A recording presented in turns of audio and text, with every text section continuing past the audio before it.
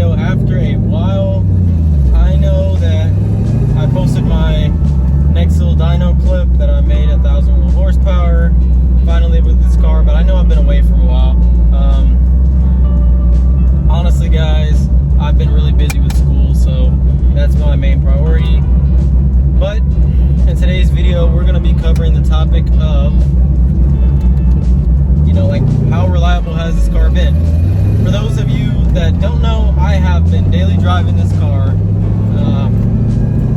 for the last, like, 6 months. Before I had the white truck, if you've been a long time subscriber, you know this, but I sold it about 6 months ago, and I've been daily driving this thing for a long time. Yeah, so I've had a few things honestly happen, with the car, although, they've not been pretty much huge things. Nothing has really, like, left me that much stranded, but I feel like it would be a good topic to talk about, for those of you who are considering, especially if you're like, is it something that I should do? Should I either like twin turbo, should you twin turbo your car, or should you,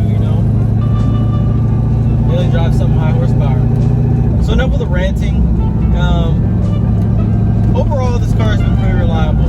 There's only been really 2 or 3 major things that have happened in the last, let's say, year that I've had the car, and even if you call it like a year, if you want to say, the last 6 months of daily driving it in about 10,000 miles. The main thing overall that's kind of, happened with this car is I did end up having one fuel pump that went out whenever this car was on the 450s.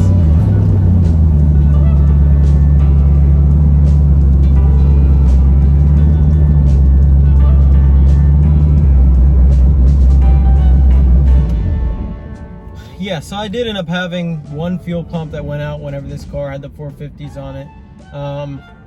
That fuel pump overall was brand new whenever I built this car, literally about a year ago or something, but whenever you daily drive it, it kind of is things you have to expect. Luckily, there were 2 fuel pumps in this car, so even though one was out, I was still able to drive the car, for a while like that, actually, because I go to school in Corpus Christi, and I'm pretty much from like the Houston area is where we're at now. So working on the car, I didn't have any tools out here. I didn't have anything. So I had to daily drive this car for a good solid month-ish, give or take, on one fuel pump. And of course you can't get on it or anything else like that. Like, you can't really go crazy or anything. You can't turn the boost all the way up. But I had a fuel pressure monitor gauge in the car, so I was able to like monitor those things and make sure I had pressure and things like that. So and the car did pretty much fine. It was for sure an inconvenience because obviously you drive the car for about a month and you can't really get into boost, but it's not going to hurt anything as long as you correct the base pressure to where it's supposed to be at. So yeah, that's the main inconvenience that I had. Another little small thing that I had on this car was I ended up having the front main seal that messed up, and it's still kind of messed up now. It leaks a little bit. And that's kind of like one of those defect things, I guess, because obviously a front main seal shouldn't fail within 10,000 miles on a car. It doesn't make any sense, but it's just one of those things where it kind of happens. The third thing pretty much is that kind of went on with the car is about 2 or 3 days ago I had a belt that exploded on the car and took out a few fittings, but that definitely left me stranded in the car.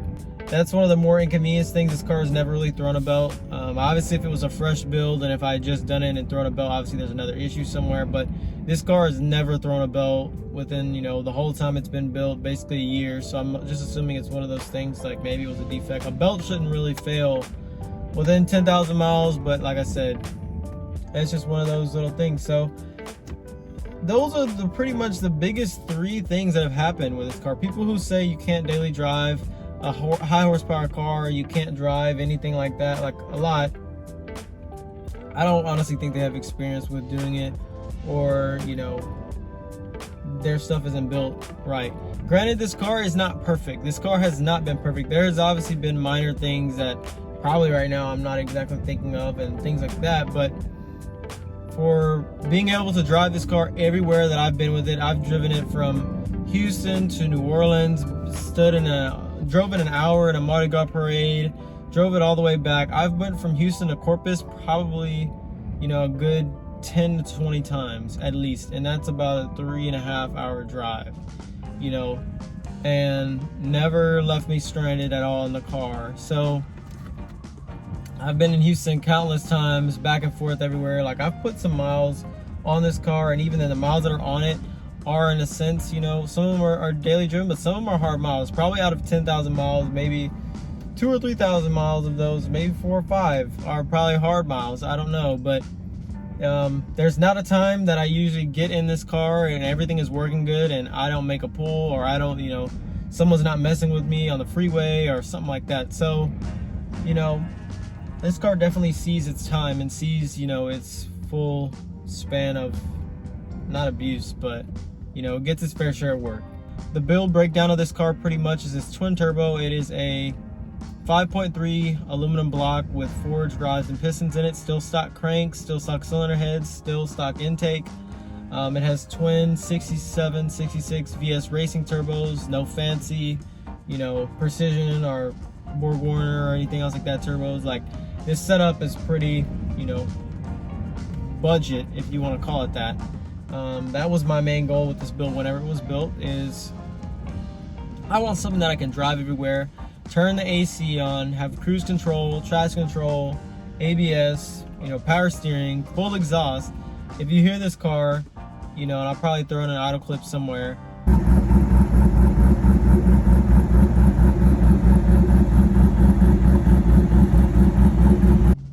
It sounds like it's just like a cam only, like mild car. You could not tell that this car is twin turbo until it gaps you. That's one of my favorite things. Like, I pull up to a meet, nobody knows this car is a 1,000 horsepower car.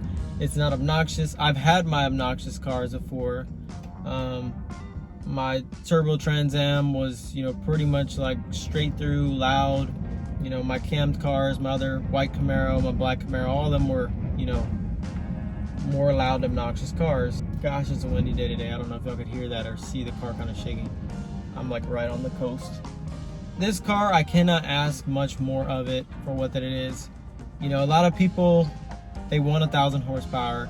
They don't want 1,000 horsepower problems, but they don't want to spend money anywhere. So, and granted, don't get me wrong, this car was not built with the best of the best everything, but where it mattered, I spent the money. Things that it didn't matter, I saved money.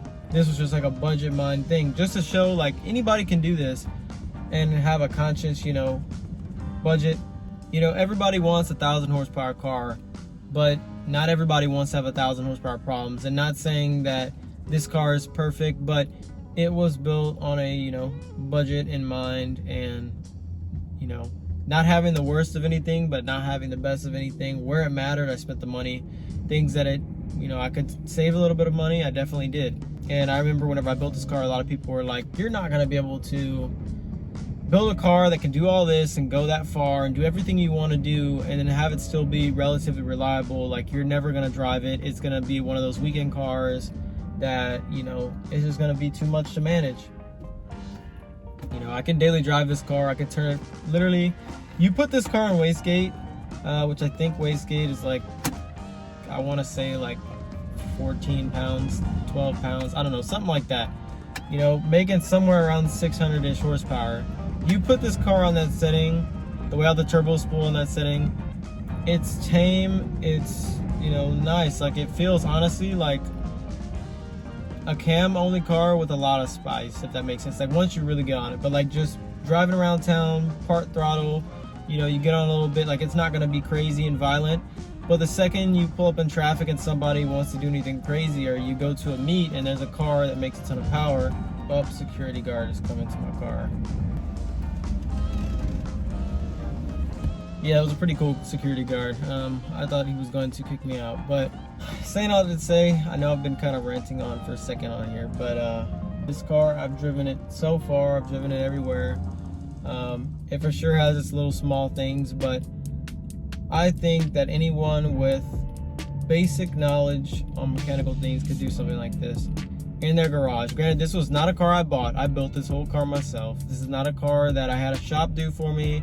This is not a, you know, high dollar thing. I did this in my garage on jack stands, you know, building it with tools from Harbor Freight.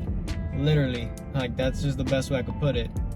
You know, you can't get any more do-it-yourself than that. So yeah, this is just one of my little update videos. I know I haven't been on this channel a lot, but I'm gonna try to do, you know, more first person kind of, you know, vlogs, I guess, if you want to call it, and kind of connect with my viewers a little bit more. I know you guys may want to hear topics like this or discussions like this. So if there's anything else that you guys have questions on, or, you know, another outlook on something that you may have, make sure to drop a comment below. Make sure to, you know, like this video, consider subscribing. And yeah, thank you guys for watching. Take care.